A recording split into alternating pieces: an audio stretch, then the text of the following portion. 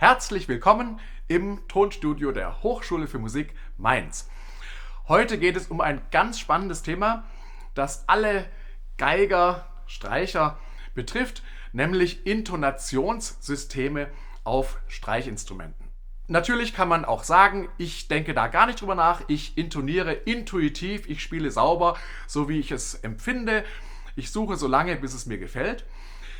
Trotzdem ist es vielleicht hilfreich, besonders wenn man im Streichquartett oder im Kammerorchester spielt, Intonationssysteme im Hinterkopf zu haben, zu kennen und gleich sagen zu können, diese Passage aus Vivaldi, Frühling, erster Satz, intonieren wir harmonisch rein, dann klingt das am schönsten und am reichhaltigsten.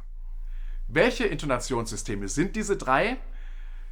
Zuerst das gleichstufig temperierte Intonationssystem des Klaviers, dann das harmonisch reine Intonationssystem, das wir von der Obertonreihe her kennen, und das pythagoreische Intonationssystem.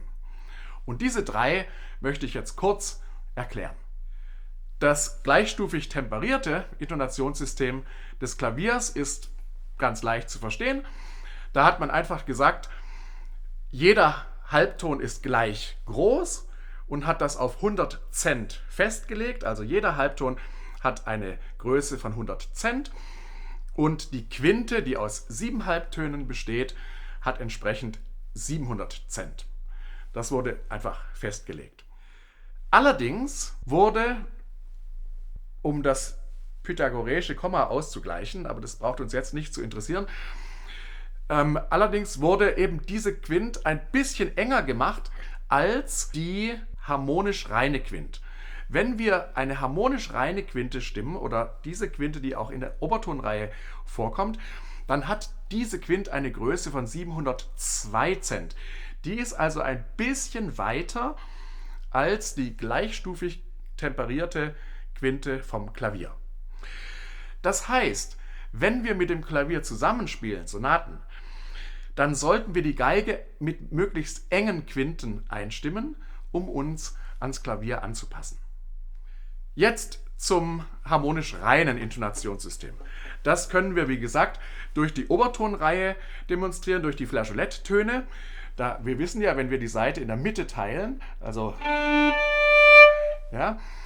1:2, dann kommt der erste Oberton, das ist wieder der Grundton, dann nächste Teilung 2:3 ist die Quinte, dann der nächste 3:4 ist die Quarte, die Abstände werden immer kleiner und jetzt wird es spannend, jetzt kommt nämlich das 4:5 der Seitenteilung und das ist die Dur-Terz, die große Terz, in dem Fall ist es das Fis. Und dieses Fis in der harmonisch reinen Stimmung ist relativ tief. Das heißt, die große Sechste ist sehr eng, weil das Fis tief sein muss und entsprechend auch die Dur-Terz ist auch relativ eng, weil dieses Fis der Naturtonreihe ein bisschen tiefer ist als das Fis im Klavier. Auf der anderen Seite bedeutet das, dass die kleine Sechste, also die Mollsechste, ein bisschen höher gegriffen wird. Das heißt, die kleine Sechste wird weiter gegriffen und auch die kleine Terz wird auch ein bisschen weiter gegriffen. Jetzt gibt es ein wunderbares Mittel auf der Violine, wie wir geleitet oder geführt werden zu hören, wie weit oder wie eng wir diese Sechsten und Terzen greifen müssen. Und das sind nämlich die Kombinations- oder Differenztöne, die auch schon Leopold Mozart und Tartini beschrieben haben vor vielen 100 Jahren. Wenn wir zwei Töne gleich stark auf der Violine spielen, als Doppelgriff, dann ergeben die Schwingungen dieser beiden Töne einen dritten Ton, diesen Kombinationston, der auch vom Instrument verstärkt wird. Er entsteht allerdings hauptsächlich im Innenohr, aber trotzdem resoniert das Instrument auch. Und wenn wir diesen Ton hören, dann wissen wir, jetzt ist das Intervall sauber gegriffen und harmonisch rein. Vielleicht hört man das auch, wenn ich es jetzt spiele einmal. Ich spiele einmal die große Sechste. Und da hört man als Differenzton das D.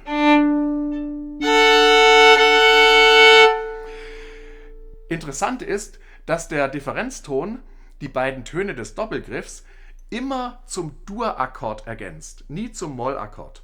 Das heißt, diese zwei Töne werden durch das D ergänzt. Entsprechend auch die Terz, die Dur-Terz. Da höre ich ein A als Differenzton und habe dadurch auch wieder einen Dur-Akkord. Interessant ist es jetzt bei der kleinen Sechste. Da höre ich nämlich jetzt plötzlich nicht das D, das wäre ja ein Mollakkord, sondern das C. Das heißt, es entsteht ein F-Dur-Dreiklang. Oder bei der kleinen Terz, da höre ich ein B, sodass auch hier wieder ein Dur-Akkord entsteht.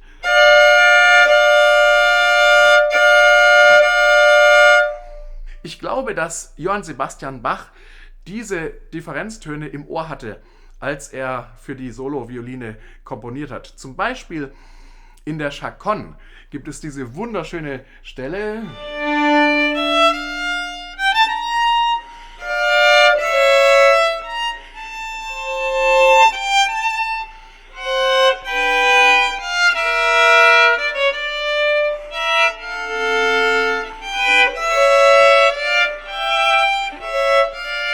Und wenn wir uns hier die Differenztöne anschauen, dann entsteht eine dritte Stimme. Jetzt kommt das B. A. Und jetzt das F.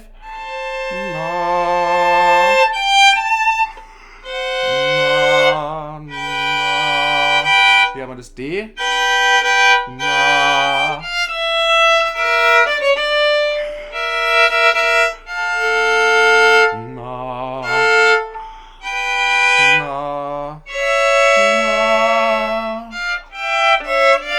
Also es ergibt sich eine geheimnisvolle dritte Stimme, die magisch im Hintergrund aufscheint, wenn diese Passage harmonisch rein intoniert wird. Das heißt, diese Differenztöne und Kombinationstöne sind ein Wegweiser auf der Reise durch die harmonisch reine Intonation. Da können wir uns wunderbar daran orientieren. Ich würde deshalb Doppelgriffe nach Möglichkeit harmonisch rein intonieren und auch gebrochene Dreiklänge. Die klingen nämlich schöner und reicher, reichhaltiger im Klang. Beispiel aus dem Mozart-Konzert, wenn ich das E angepasst an die A-Seite, also etwas höher, Dur-Terz tief, Dur-Terz tief, H an die E-Seite angepasst, also etwas enger, Dur-Terz tief, E wie E-Seite. Ja, solche Dreiklangsbrechungen würde ich auch harmonisch rein intonieren, weil sie schöner, reicher klingen und vielleicht ist ja auch die Akustik im Schloss so nachhallend, dass die Töne länger stehen bleiben. Auch das ist ein Grund, harmonisch rein zu intonieren, damit sie zusammenpassen. Das ist also das harmonisch reine Intonationssystem, basierend auf der Obertonreihe, Naturtonreihe, unseren natürlichen Flageoletttönen. Und das dritte Intonationssystem ist das pythagoreische. Das basiert auf den Quinten, auf diesen reinen Quinten. Wenn ich also alle Töne der Tonleiter durch übereinander geschichtete oder untereinander geschichtete Quinten ableite, dann entsteht etwas ganz Interessantes, nämlich also ein über die Quinte abgeleiteter ein E von der Quinte, also ein relativ weiter Ganzton. Jetzt nehme ich das Fis auch wieder über die Quinte.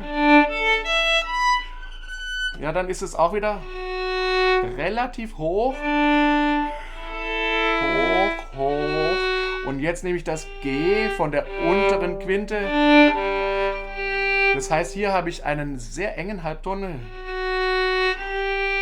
Jetzt kommt ein weiter Ganzton, der auch wieder über die Quinten abgeleitet ist. Und ein hohes H, was zur E-Seite passt, denn es ist über die Quinte abgeleitet. Also auch hier wieder ein weiter Ganzton und ein hohes Cis von da abgeleitet, also sehr hoch. Das heißt, es entstehen bei dieser Tonleiter, die pythagoreisch intoniert ist, weite Ganztöne mit engen Halbtönen.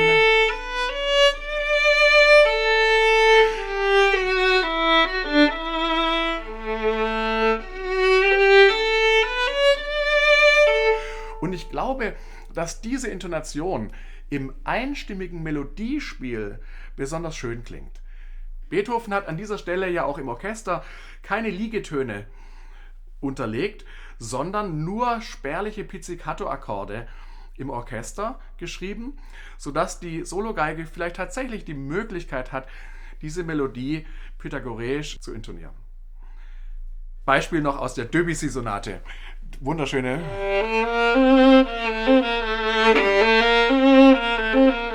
Da kann ich auch viel Ausdruck dadurch erzeugen, dass ich einen weiten Ganzton und einen engen Halbton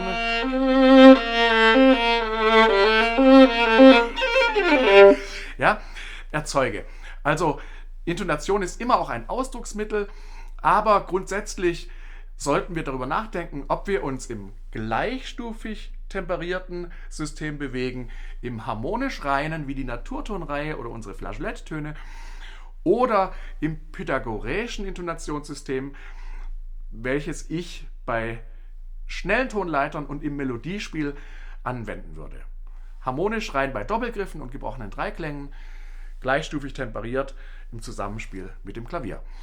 Und wer sich mit dieser Sache noch intensiver befassen will, dem empfehle ich Kapitel 6 aus meiner systematischen Violintechnik. Da ist das Ganze noch einmal ganz ausführlich dargestellt, mit vielen Zahlen auch. Also wer ganz ins Detail gehen will, kann sich damit intensiv auseinandersetzen. Viel Spaß!